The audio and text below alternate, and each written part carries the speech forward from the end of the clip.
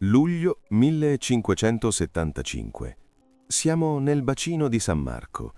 L'acqua scura della laguna batte lenta contro il fasciame di quercia di una galea appena rientrata dalle rotte levantine del Mediterraneo orientale. Ma qualcosa non torna. Non si sentono ordini urlati dai marinai, non cigolano le carrucole, non corre nessuno verso la stiva. La nave è ferma al largo, immobile, in un silenzio innaturale. Lungo la fiancata salgono uomini armati di registri, sigilli e autorità. Sono gli ufficiali dei provveditori alla sanità, la più avanzata macchina di controllo sanitario dell'Europa del tempo. Sotto coperta, alla luce incerta delle lanterne, un marinaio febbricentante viene fatto sedere. Un ispettore gli solleva il braccio. Basta un solo segno, un bubbone scuro, gonfio. L'ordine arriva subito. La nave resta isolata. L'equipaggio non sbarca, le merci non toccano terra. Seta, spezie, cotone, denaro, tutto fermo. Venezia compie una scelta brutale, ma lucidissima: bloccare il proprio commercio per salvare la città. Rinunciare ai dazi, fermare il porto, accettare il danno immediato, pur di impedire al nemico invisibile di entrare nel suo labirinto di calli e canali. Il blocco logistico è cominciato. Ma quanto può resistere una potenza costruita sul movimento quando il movimento diventa il pericolo? Capitolo 1. L'arresto della macchina e il dibattito medico. Le banchine doganali di Rialto sono vuote. L'odore dell'acqua salmastra si mescola a quello del legno asciutto dei moli, intoccato dai carichi. Il cuore commerciale d'Europa si è fermato. Venezia ospita tra i 150.000 e i 180.000 abitanti, ammassati su un fragile arcipelago di fango e pietra. Fermare i porti in questo ambiente chiuso significa rischiare l'asfissia. Nei corridoi di Palazzo Ducale il Senato esamina i registri contabili. Lo shock commerciale è evidente. Le perdite daziarie svuotano rapidamente le casse statali. Ma la minaccia più concreta è la fame. Le rotte granarie subiscono interruzioni prolungate e gran parte del naviglio mercantile viene sottoposto a restrizioni sanitarie. Mentre l'economia va in stallo, si apre il dibattito medico. Nelle accademie la dottrina ufficiale parla il linguaggio antico dei miasmi. I medici spiegano la malattia come un'alterazione dell'aria, un gas invisibile che squilibra gli umori del corpo umano. Aria corrotta, questo si legge nei trattati. Ma a Venezia governa il pragmatismo. Sui banchi dei provveditori alla sanità, i magistrati studiano i registri parrocchiali e gli elenchi dei defunti, non il cielo, e sviluppano un'intuizione empirica che supera le teorie universitarie. Sempre più magistrati sospettano che il morbo segua uomini, merci e contatti più che il vento. Nasce così una decisione estrema per una nazione devota al commercio. L'ordine è di bruciare. Nei cortili isolati vengono innalzate castate di merci sospette, tessuti e balle di panni considerati contaminati. Tutto viene dato alle fiamme. Il fuoco distrugge beni di grande valore per eliminare i fomiti, i vettori fisici e materiali dell'epidemia. Si sacrifica la ricchezza, calcolando razionalmente la perdita economica, pur di purificare la città. La macchina statale ha reagito. I sacrifici sui moli di Rialto sono ingenti. Eppure i roghi e il blocco navale arrivano tardi. L'enemico invisibile ha già superato i posti di guardia. È entrato silente tra le calli del sestiere di San Polo. Le misure iniziali non bastano. Come si può sopravvivere quando il morbo esplode nel cuore della metropoli e migliaia di malati devono essere isolati in un labirinto d'acqua senza via di scampo? Capitolo 2. L'ingegneria dell'isolamento e le reti di pattugliamento. Il contagio si fa strada tra le calli. La città di pietra ed acqua si scopre vulnerabile. Ma Venezia possiede un vantaggio difensivo unico, la sua geografia. La laguna, da sempre grande arteria commerciale, cambia improvvisamente funzione. L'acqua diventa un muro, un fossato naturale per separare i sani dai malati. Anzi, molto di più.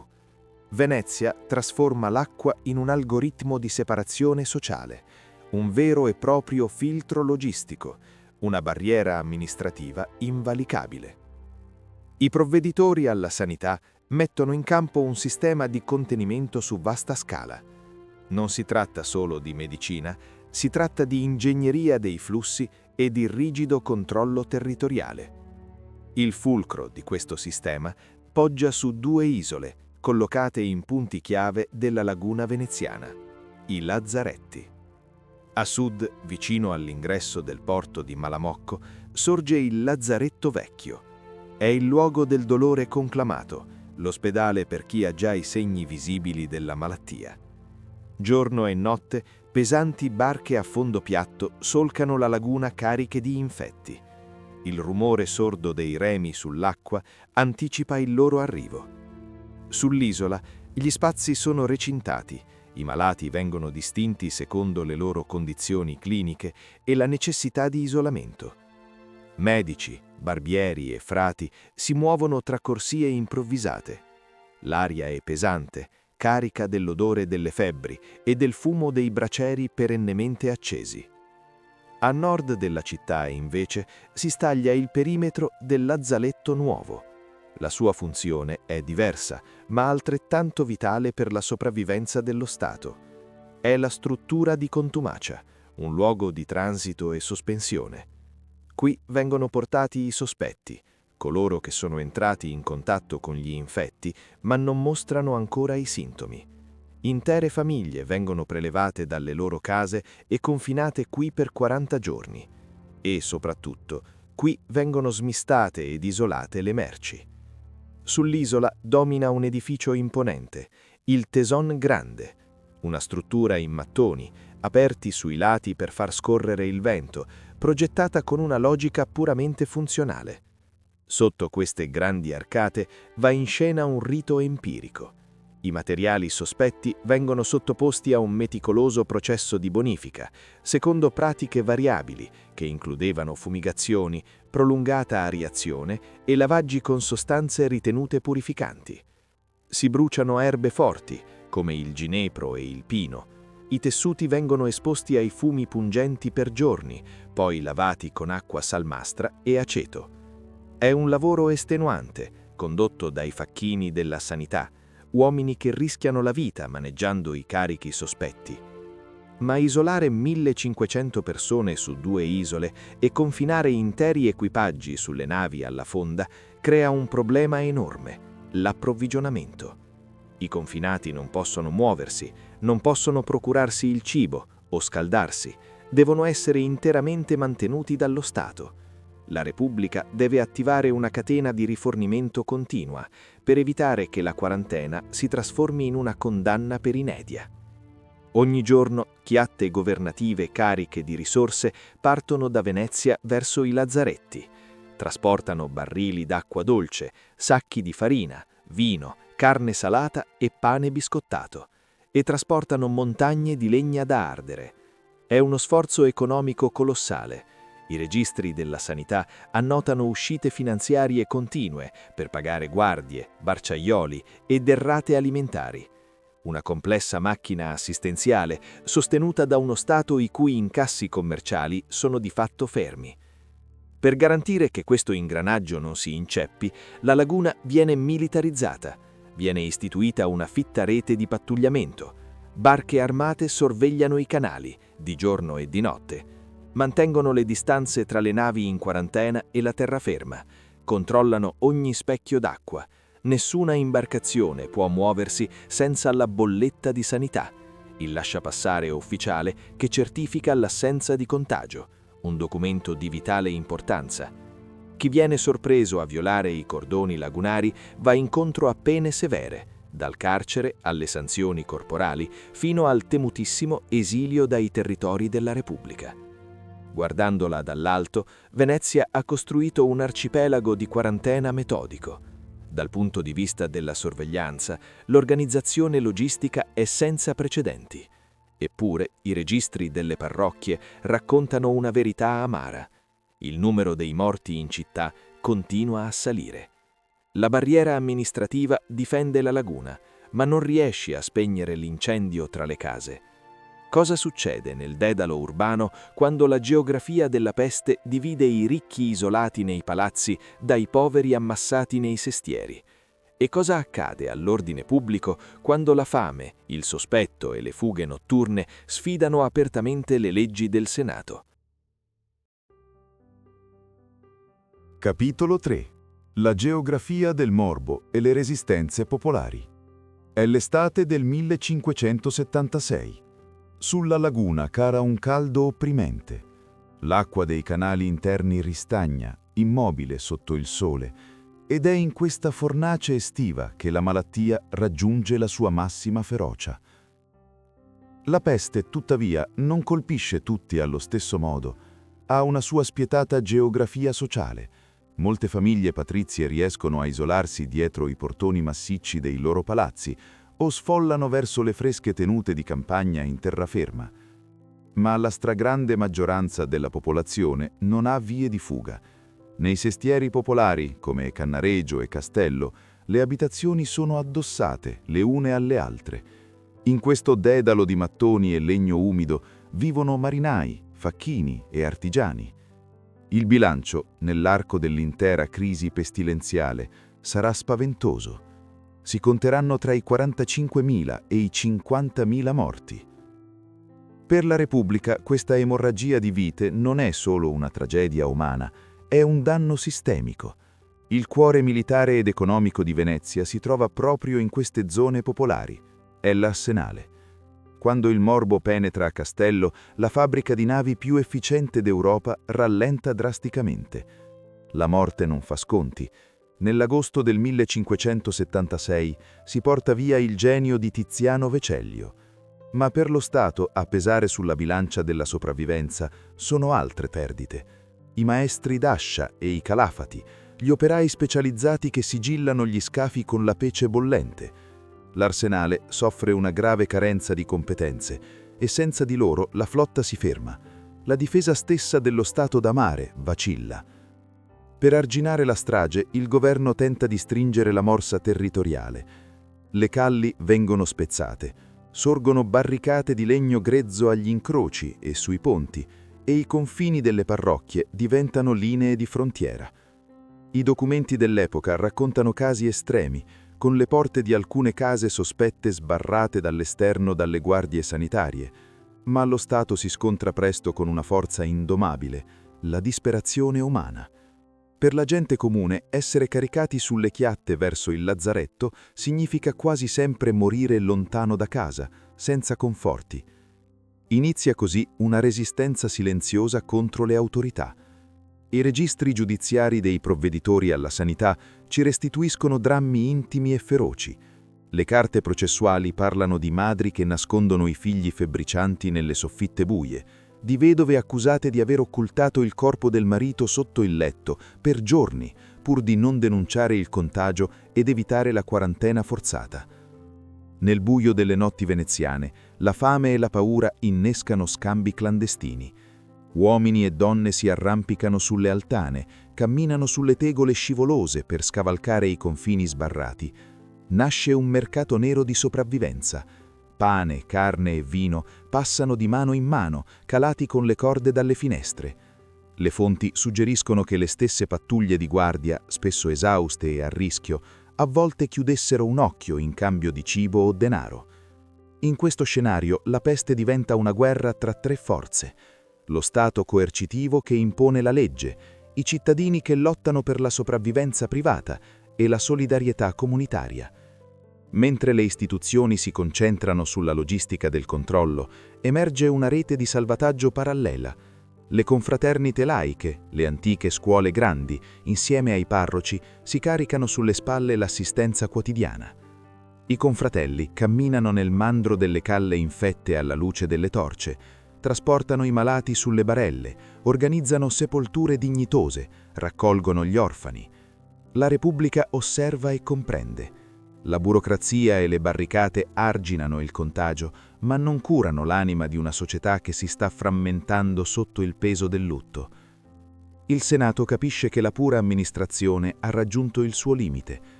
Serve un'azione che ricomponga la frattura psicologica, un simbolo di ordine, di stabilità, di patto rinnovato tra la città e il divino.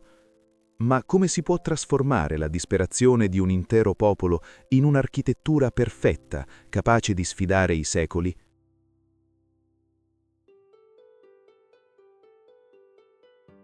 Capitolo 4. Il voto e la macchina di pietra. 4 settembre 1576. Siamo nel cuore politico della Repubblica, la sala del Senato a Palazzo Ducale. L'aria è tesa. Il fruscio delle toghe di seta scura dei patrizi rompe un silenzio denso di preoccupazione. La città è al culmine della sofferenza. Eppure, in questa sala rivestita di tele e legno dorato, si comprende che la mera gestione sanitaria non basta più. Serve un atto politico supremo, un patto pubblico che unisca la salvezza spirituale alla riaffermazione dell'autorità statale. Il Senato emette il voto. La Repubblica si impegna solennemente a erigere una magnifica chiesa dedicata al Redentore, per supplicare la fine del morbo. Non è solo una preghiera collettiva, è un formidabile messaggio pubblico di forza. In un momento in cui le casse pubbliche sono dissanguate dal crollo dei dazi e dagli enormi costi della macchina sanitaria, il governo compie una scelta radicale. Viene stanziato un finanziamento iniziale ingente di migliaia di ducati, una somma destinata a crescere costantemente negli anni, sostenuta da risorse pubbliche e donazioni private. L'ordine deve rinascere dalla spesa. Ma a chi affidare la forma di questa rinascita? La commissione viene assegnata all'architetto più lucido e rigoroso del momento, Andrea Palladio. Non è una scelta puramente estetica, è una visione politica. Venezia, ferita e disorientata dal caos biologico e sociale della malattia, ha bisogno di certezze visive. Palladio è il maestro assoluto della simmetria, delle proporzioni matematiche dell'ordine classico romano. A lui viene chiesto di progettare un edificio che comunichi solidità inattaccabile, purezza geometrica e il ritorno definitivo al controllo razionale. Il luogo prescelto è altamente strategico, l'isola della Giudecca. La nuova chiesa non sarà incastrata nel fitto tessuto urbano, sorgerà direttamente sull'acqua, affacciata sul grande canale in dialogo visivo diretto con il centro politico della città. La piazzetta di San Marco e il nuovo tempio si guarderanno in faccia. Nel maggio del 1577 si posa la prima pietra, ed è guardando i disegni che si coglie il genio di Palladio. Egli non progetta una semplice luogo di culto, ma un'architettura di Stato. La chiesa del Redentore è concepita come una struttura monumentale, profondamente adatta a ospitare le grandi processioni civiche e liturgiche veneziane. Palladio impiega una padronanza assoluta dello spazio fisico, allarga la percezione visiva, progettando una navata solenne e avvolgente, un vero e proprio cammino architettonico, coperto, delineato su misura, per accogliere il lungo corteo del Doge, del Senato e delle scuole grandi. L'architettura eleva il rito attraverso la luce e la pietra. Le grandi finestre termali inondano l'interno di luce naturale per far risaltare il candore della pietra d'Istria e dell'intonacura marmorino, un netto contrasto con l'oscurità e il fumo dei roghi della peste. Le proporzioni armoniche della chiesa, dalla navata fino alla profonda abside, creano uno spazio che favorisce una straordinaria risonanza e solennità sonora. I canti liturgici e le voci processionali si diffondono con una maestosità controllata. È l'ordine geometrico che sconfigge la paura. Venezia ha trovato la sua cura di pietra, ha istituzionalizzato la memoria della propria salvezza. Ma una fabbrica di queste dimensioni richiederà 15 anni di cantiere per essere completata. E nel luglio del 1577, poche settimane dopo la posa della prima pietra, Venezia viene finalmente dichiarata libera dal morbo. La città ha bisogno disperato e immediato di celebrare la fine dell'incubo. Ha bisogno di camminare fisicamente dal proprio centro vitale fino alla Giudecca per onorare il voto. Ma come si può portare in processione una folla oceanica, con i massimi vertici dello Stato, attraverso un profondo canale navigabile, largo centinaia di metri e dominato da forti correnti di marea?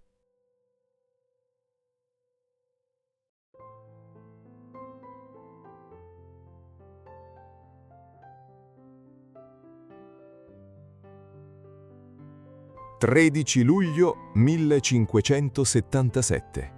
Sulla laguna si alza un suono che manca da mesi.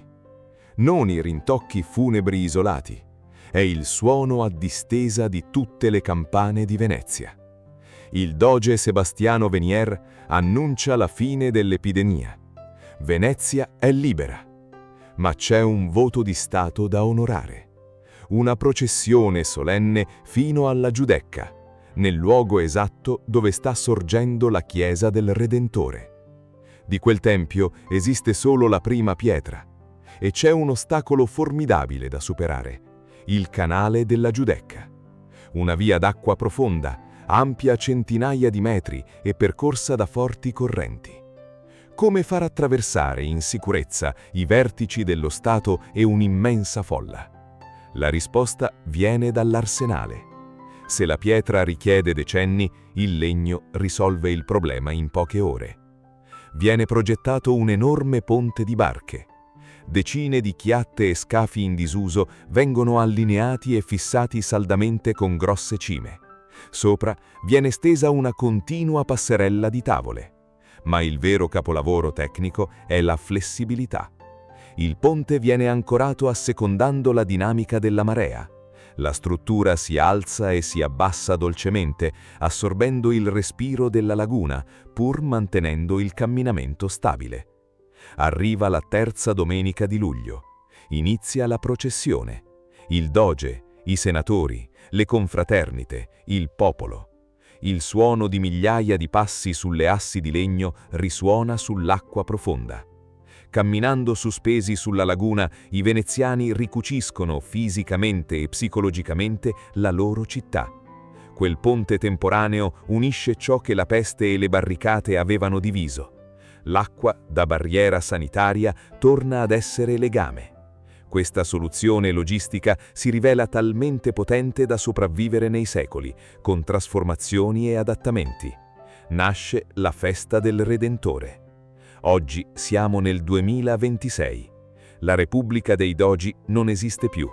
Eppure, ogni estate, la città compie lo stesso gesto collettivo, in forme mutate. Il ponte viene ricreato con moduli galleggianti e i veneziani camminano ancora verso la chiesa concepita da Palladio. La vigilia, il bacino di San Marco, si trasforma in un'immensa piazza sull'acqua. Fin dal tardo pomeriggio, moltissime barche si addensano, illuminate da lanterne colorate. I veneziani attendono la notte cenando cullati dalla marea. Contemporaneamente, sulle rive cittadine si allestiscono lunghe tavolate.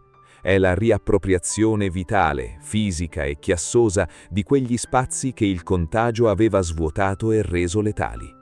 Poi, alle 23:30 esatte, i fuochi del Redentore squarciano il buio, colorando l'acqua e il marmo. Ogni luglio Venezia ricostruisce un ponte destinato a sparire pochi giorni dopo, un'opera temporanea. Come temporanee sono le crisi, le epidemie, i governi. Eppure alcune risposte sopravvivono. 4 secoli e mezzo fa, quell'acqua separava i vivi dai malati. Oggi la stessa acqua unisce una città che continua a camminarci sopra. Se amate la narrazione del passato, costruita sui documenti, sull'analisi logistica e sulle infrastrutture che hanno plasmato le nostre società, vi invito ad iscrivervi a Venezia e la sua storia. Noi ci vediamo al prossimo documentario.